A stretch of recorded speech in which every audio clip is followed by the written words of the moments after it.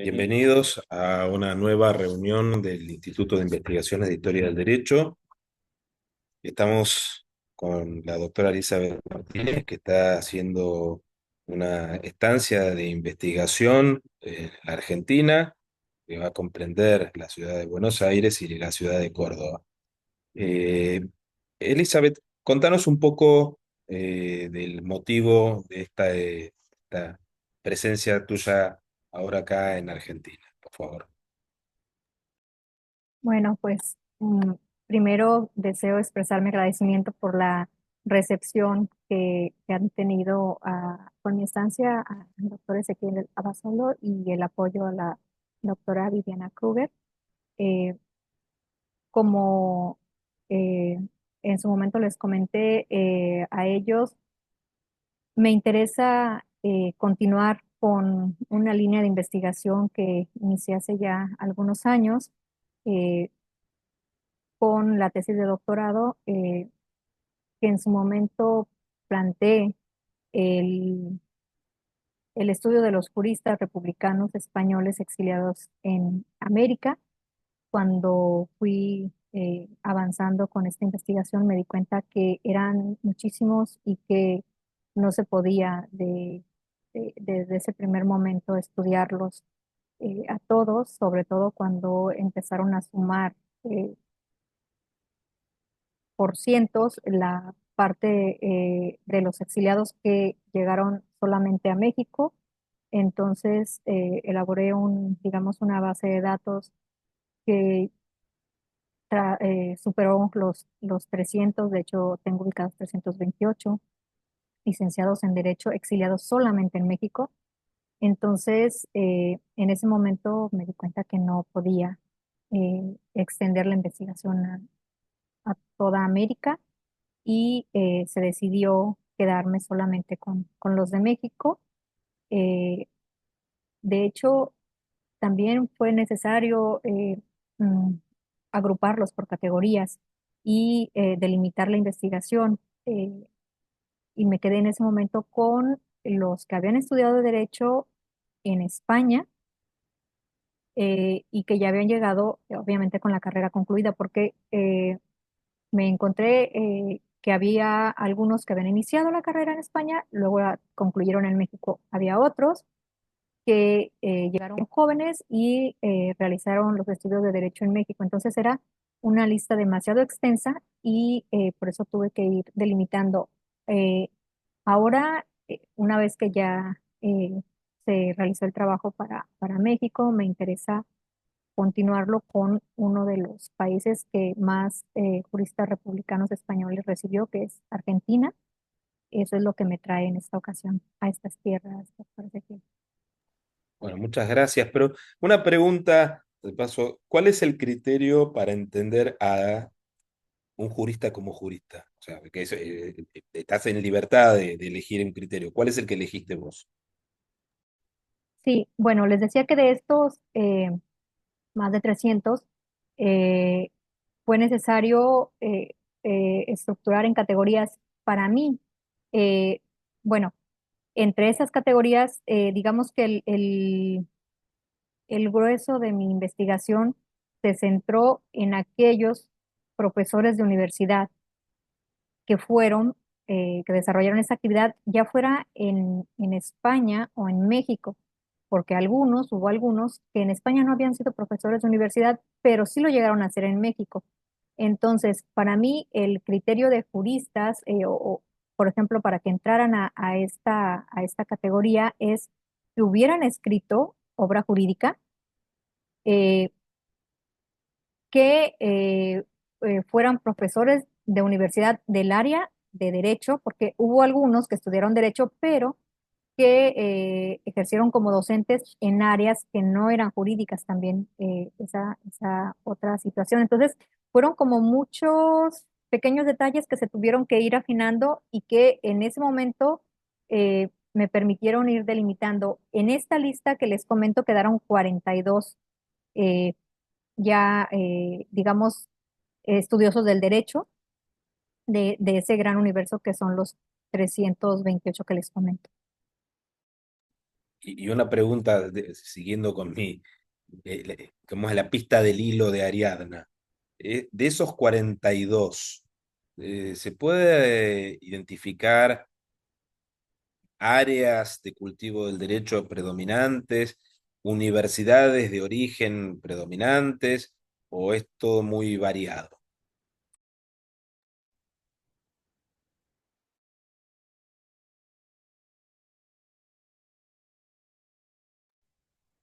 Bueno, la realidad es que en un primer momento la mayoría llega a la Ciudad de México. Se integra a instituciones en la Ciudad de México. Eh, Tengo ubicados principalmente tres instituciones en la Ciudad de México donde se puede ubicar una presencia fuerte de estos exiliados. Eh, la Universidad Nacional Autónoma de México en diversas facultades.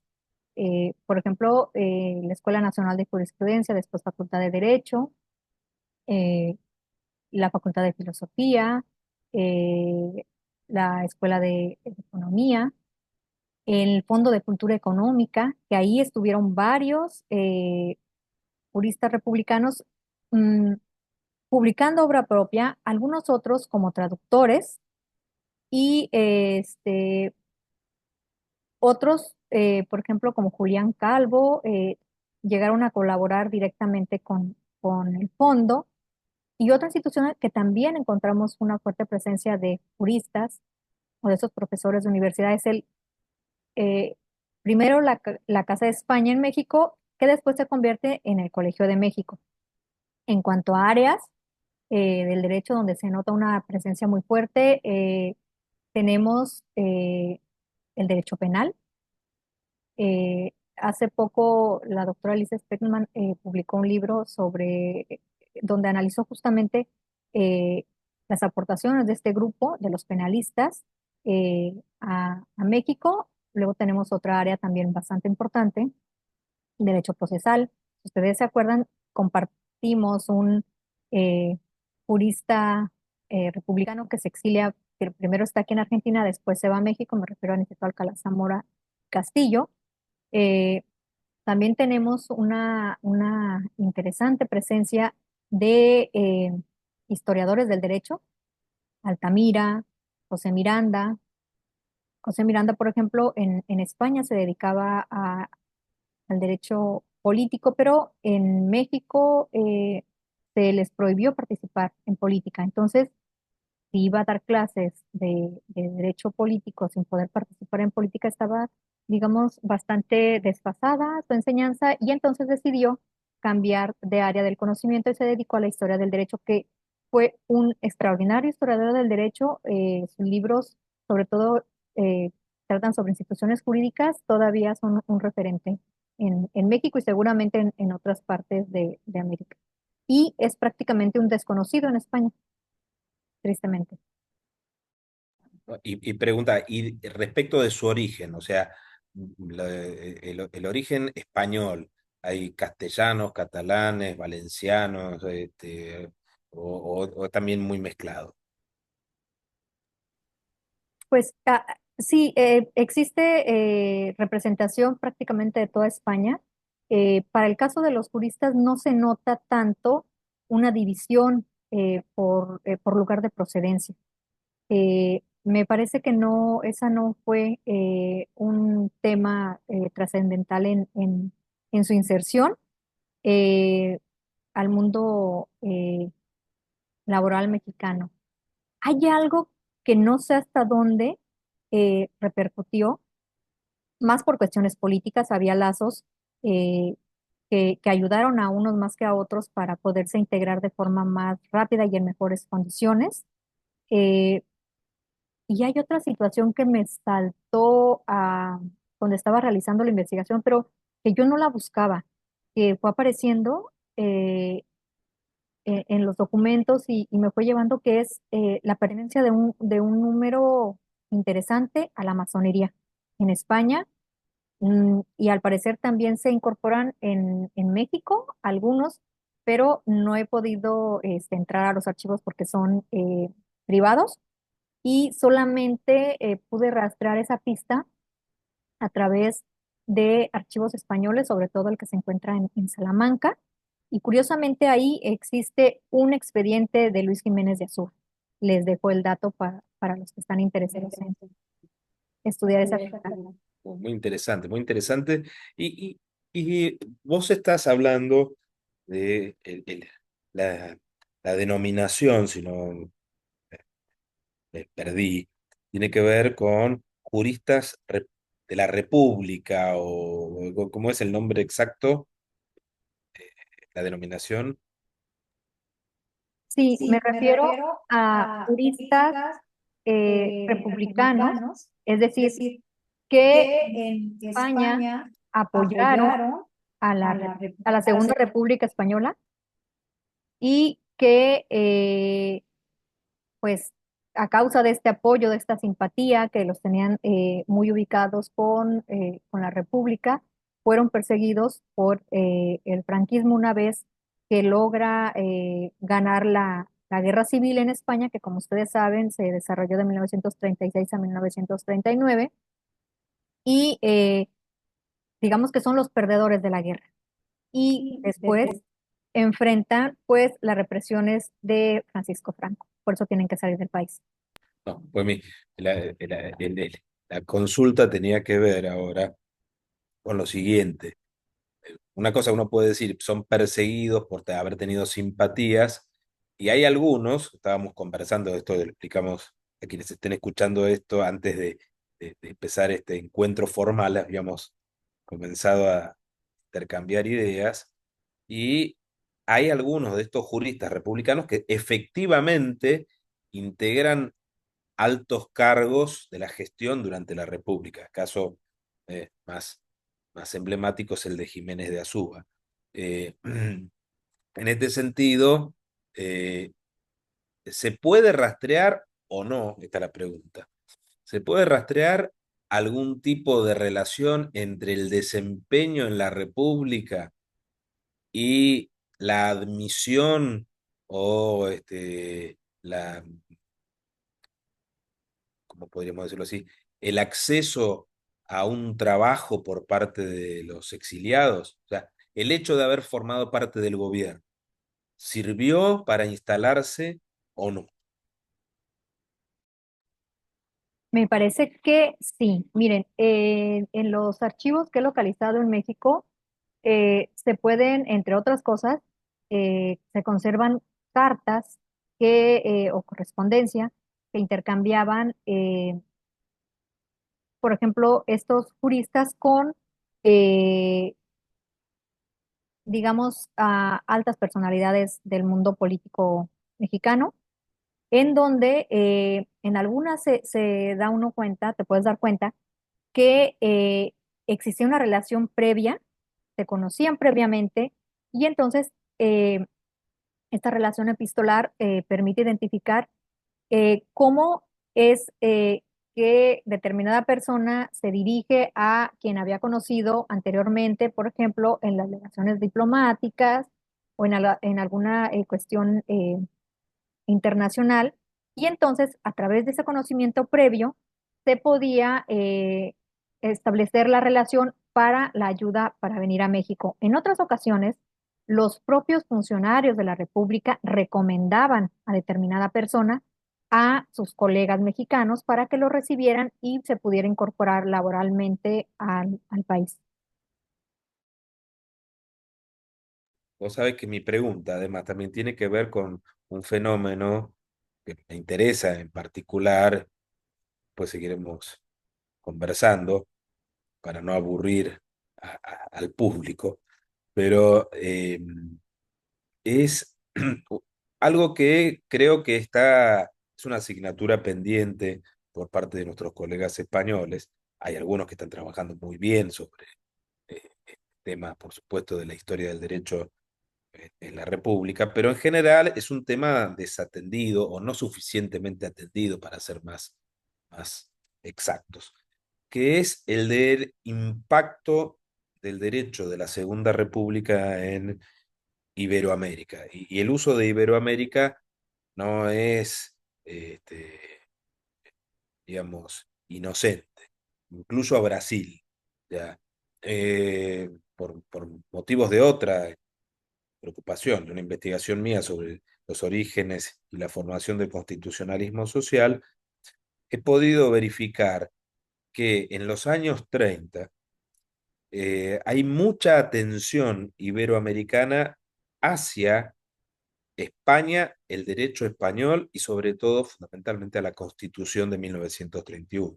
Con lo cual, tal vez pueda llegar a, a darse un fenómeno que no sé si te has detenido a verlo, porque no es tan fácil percibirlo, pero es la vinculación entre el éxito que tuvo la Constitución Republicana de 1931 con la posterior aceptación de los juristas españoles. O sea, el constitucionalismo español en 1932, 33, 36, incluso más, he podido rastrear eh, referencias encomiásticas a la Constitución republicana después de la derrota de la República. Por ejemplo, en la Convención Constituyente Cubana de 1940, eh, en algunas reuniones también en Costa Rica. O sea, creo que la ventana de oportunidad del constitucionalismo español tal vez pueda ser algo para revisar o cotejar. Pues sobre el tema te puedo comentar que en el caso mexicano tenemos una influencia de ida y de regreso. Nosotros tenemos la constitución en la que actualmente nos rige, que es de 1917, y así como nos llegan exiliados a México a causa de la guerra civil, también de México salen personas exiliadas a causa de la revolución. Y uno de estos personajes exiliados es Rodolfo Reyes, hijo de un general que aspiraba a presidencia de la República y que muere asesinado. Eh, entonces, Rodolfo era un jurista que en Madrid eh, está muy cercano a estas discusiones de la Constitución española y que de alguna manera lleva algunas de las cuestiones sociales, sobre todo el juicio de amparo, y permite que esto se conozca en España. Eh, Además, en México, eh, digamos que se tenía de forma natural un reconocimiento hacia los juristas españoles o los maestros españoles porque en el periodo en que ellos llegan, en México no existían los estudios de posgrado. Quien quería hacer un doctorado o ampliar sus estudios generalmente iba a Europa. Muchos de ellos llegaban a España, entonces conocían a los profesores españoles y eh, o los conocían en persona, o los que iban. Algunos otros conocían su obra, llegaba su obra a México. Como sabes, también antes de exiliarse, Rafael Altamira y Crevea realizó un viaje por América y uno de los países que visitó, desde luego, además de muchos más, fue México. Entonces, ya había un reconocimiento hacia su obra, hacia sus personas, que les facilitó también el ingreso al país a algunos. También, hay que decirlo, no fue lo mismo para todos porque había muchos que empezaban apenas sus carreras y que no eran conocidos en el país. Me estaba acordando mientras vos decías esto, que en un debate, uno de los debates capaz que más recordados de las Cortes Constituyentes Españolas de 1931, en el que participa Jiménez de Azúa, hay una referencia a la experiencia constituyente mexicana de 1917. O sea, y esto está muy interesante, ¿no? Muy interesante por esto también de lo que hablábamos eh, fuera de este conversatorio, de que las transferencias de conocimientos y de experiencias no son unidireccionales. Y en este caso en particular está muy claro que han sido bidireccionales, de ida y de vuelta. Y esto es un fenómeno muy, pero muy interesante. Eh, y vos trajiste a colación ahora otra cosa que también es muy interesante para rescatarla. Yo pienso en uno o dos casos que he visto en forma incidental, pero eh, estas visitas anteriores. ¿Cuántos de los viajes de Jiménez de Azúa a Brasil, a la Argentina o al Perú deben haber obrado llamando la atención sobre la valía de los profesores universitarios españoles y cuánto peso deben haber tenido después en la posterior recepción de los intelectuales refugiados, ¿no? Claro, el viaje de Altamira, el viaje de Jiménez de Azúa, eh, pero hubo otros también más jóvenes que a través también de viajes a lo mejor no tan eh, mencionados, pudieron encontrar un espacio en diferentes países, porque si te fijas, eh, estos exiliados españoles se distribuyen casi por todos los países americanos y para esta distribución necesitaban alguien que les ayudara, contactos que les ayudara para poder llegar a esos países y integrarse. En el caso, por ejemplo, de Rafael Altamira, él eh, durante estos que les comentaba, viajes de estudio de los mexicanos a España, algunos mexicanos viajan a Madrid, lo conocen ahí, tienen una relación, digamos, cercana, Silvio Zavala, por ejemplo, con Rafael Altamira, y son estas relaciones las que les ayudan después eh, a integrarse a la vida laboral mexicana. Y algo curioso que pasa, Rodolfo Reyes, este jurista que les comentaba, tiene un hermano que es Alfonso Reyes, que fue el presidente de la Casa de España en México. Curiosamente, Rodolfo se queda en España, eh, de alguna manera apoyando el franquismo, mientras que Alfonso apoya decididamente a los republicanos en México, para que se vengan a México, para que se integren a México. Y esa es otra cuestión que llama mucho la atención, cómo eh, esta guerra divide familias, divide amistades o destroza familias y destroza definitivamente amistades. Y no solamente las españolas, o sea, tenemos aquí el ejemplo de unos mexicanos.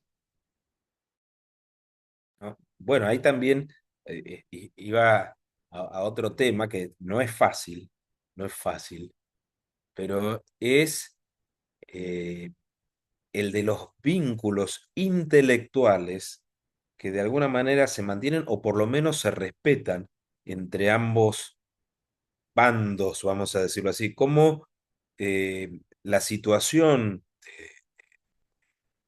digamos, de exilio, este, no impide que en algunos casos se mantenga la referencia autoral en casos eruditos, en situaciones académicas, porque en este sentido estaba pensando en cómo la obra de don Claudio Sánchez Albornoz va a ser muy respetada en la península a pesar de su militancia republicana inclaudicable, ¿no? Y eso también es otro fenómeno que tal vez hoy no estamos tan preparados para entenderlo.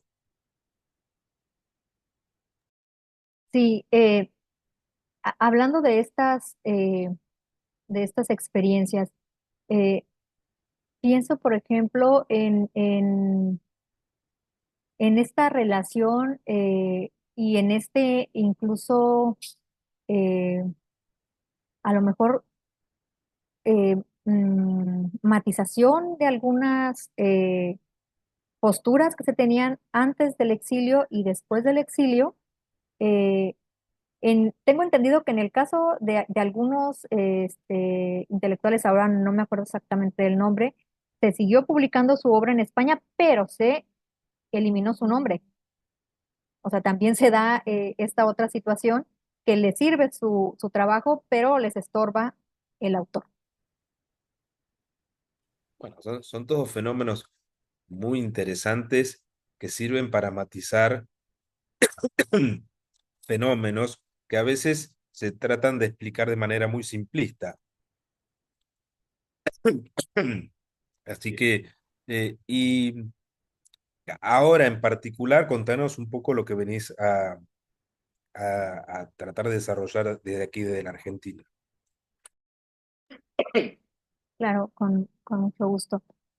Bueno, yo cuando les comentaba que inicié esta tesis de doctorado que después se convirtió en libro, una de las cuestiones que, además de dedicarme a seguirle la pista a estos centenares de licenciados en Derecho, también cuando ya, digamos que fui delimitando y me quedé con estos 42 juristas, digamos que me centré en ellos y traté de conocer, pues obviamente primero cuestiones biográficas, dónde se habían formado, qué habían hecho antes del exilio, en dónde habían colaborado, eh, y eso me permitió, eh, digamos que tener una radiografía de los países principales a los que se iban a estudiar, a hacer estos estudios de posgrado, becados muchos de ellos por la Junta de Ampliación de Estudios, que fueron principalmente Alemania,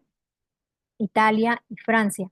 Eh, una vez que identifiqué a los países que se iban, también pude identificar los profesores con los que estaban estudiando y después mm, estas mismas bases de datos me permiten ver hacia qué países en América se vienen los españoles, pero también estos profesores con los que ellos se habían formado en Europa, muchos de ellos terminan también exiliados en América. Entonces, son unas redes eh, que funcionaban, obviamente no teníamos la rapidez del Internet, sin embargo, funcionaban muy bien y hablábamos con el doctor Abasolo antes de iniciar la transmisión de la riqueza que ofrecen las revistas, por ejemplo, son una fuente preciosa para estudiar este movimiento del derecho, esta circulación del derecho que se genera eh, o que genera también este movimiento de las personas, eh, porque, por ejemplo, a través de las revistas podemos ver eh, las reseñas de las obras que se estaban publicando. Por ejemplo, en las revistas mexicanas podemos ver artículos publicados de españoles exiliados en Argentina, de italianos exiliados en Argentina, de españoles exiliados en Estados Unidos, por ejemplo, en Cuba, pero estaban al tanto, se circulaban entre ellos lo que se publicaba, si colaboraban en alguna revista, en alguna institución, entre ellos mismos existía una relación epistolar muy activa y este intercambio de textos para publicarse en diferentes países y ya fuera, muchos de ellos, hay que decirlo porque lo he visto en los documentos, eran una forma, estar escribiendo era una forma de conseguir recursos para sobrevivir en el exilio. Entonces, digamos que esta redacción de artículos, estas traducciones que también se llegaban a publicar, eran una forma de pues conseguir recursos para sobrevivir.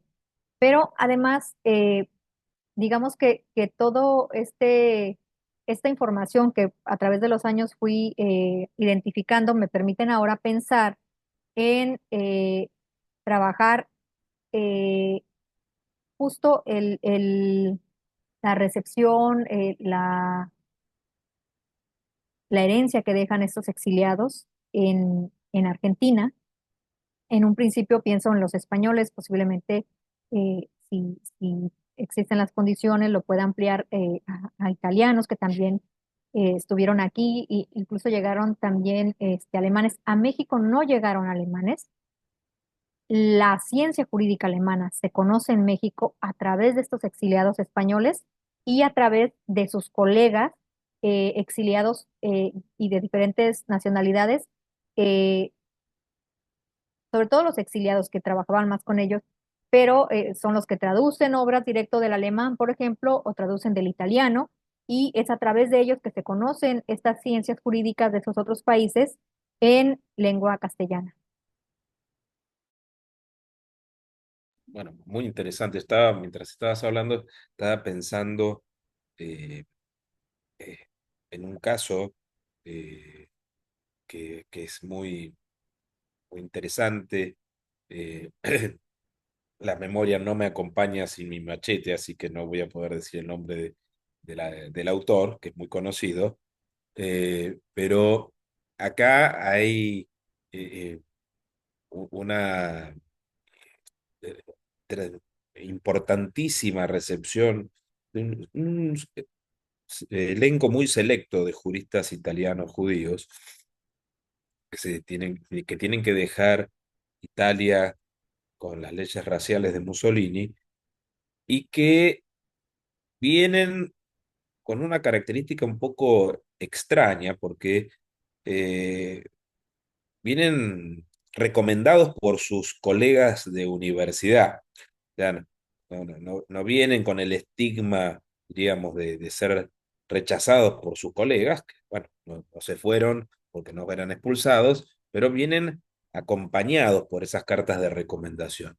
Y tenemos que un autor que ahora no me puedo acordar el nombre exactamente, muy conocido, pero uno de los grandes fundadores del derecho tributario en la Argentina es uno de estos italianos que después, diríamos, se aclimató completamente a la Argentina y no volvió. O sea, está el tema de los exiliados que pudiendo volver, no volvieron, porque hubo muchos que también trataron de volver, algunos no lo consiguieron y otros sí lo consiguieron, tanto en España como estaba pensando el caso de Ortega, por ejemplo, ¿no? Se va, vuelve, no vuelve en las condiciones que él pretende, eh, pero es muy interesante esas distintas reacciones.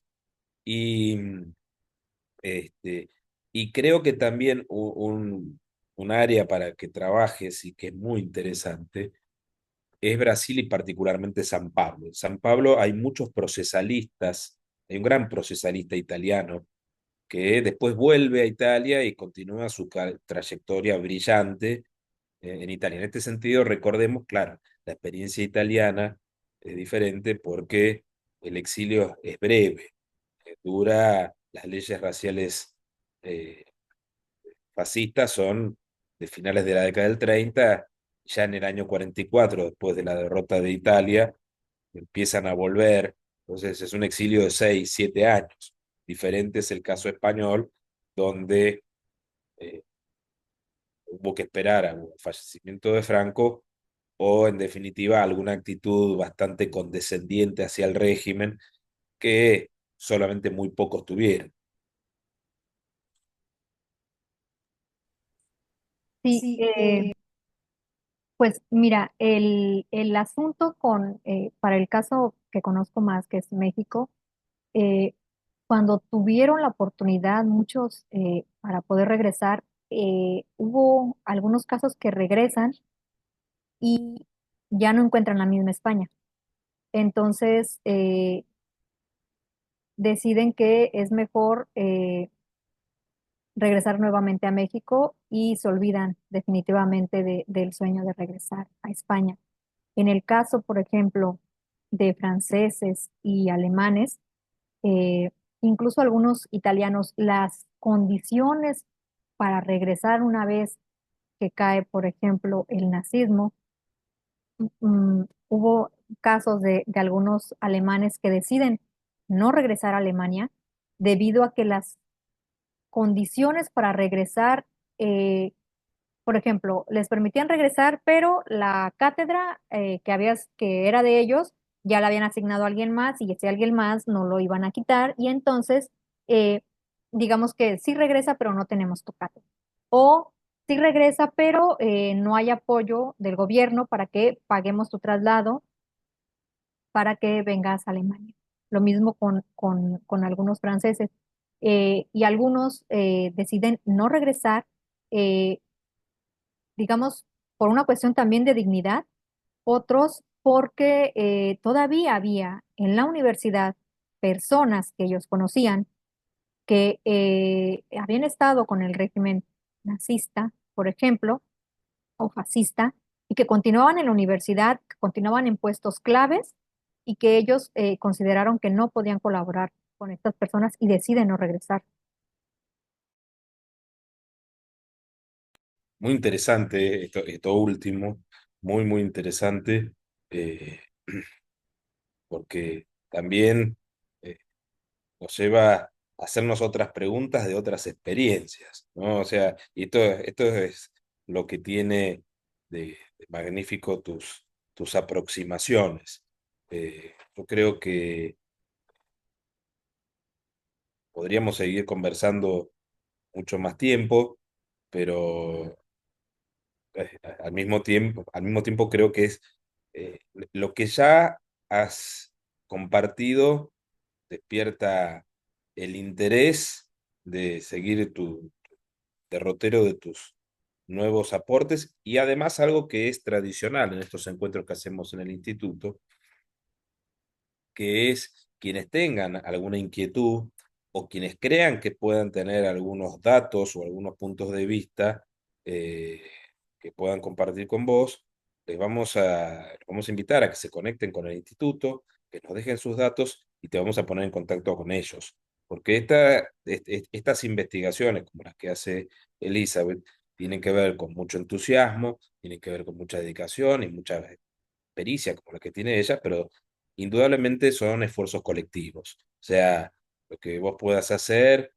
bienvenido sea, es muy valioso, pero seguramente ha habido, en este caso, en el caso argentino, pueden ser colegas que son de Corrientes, que son de Tucumán, que son de Mendoza, que tienen eh, eh, esos pequeños nombres que sin embargo para las comunidades de residencia no fueron tan pequeños, que fueron muy importantes y que a partir de la iluminación que vos nos estás brindando en este momento, pueden encontrarle un sentido a esa trayectoria de vida individual que formó parte de un movimiento colectivo tan significativo.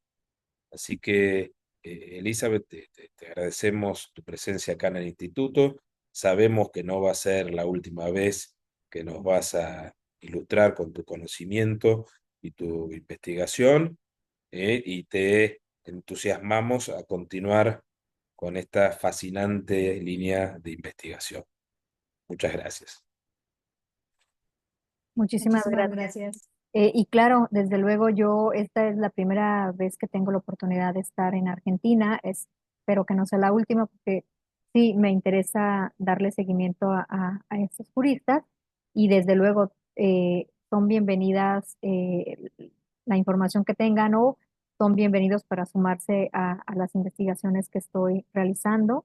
Eh, mm, desde desde México, lo que me interesa realizar para el caso de Argentina, eh, toda la ayuda es bienvenida y se agradece.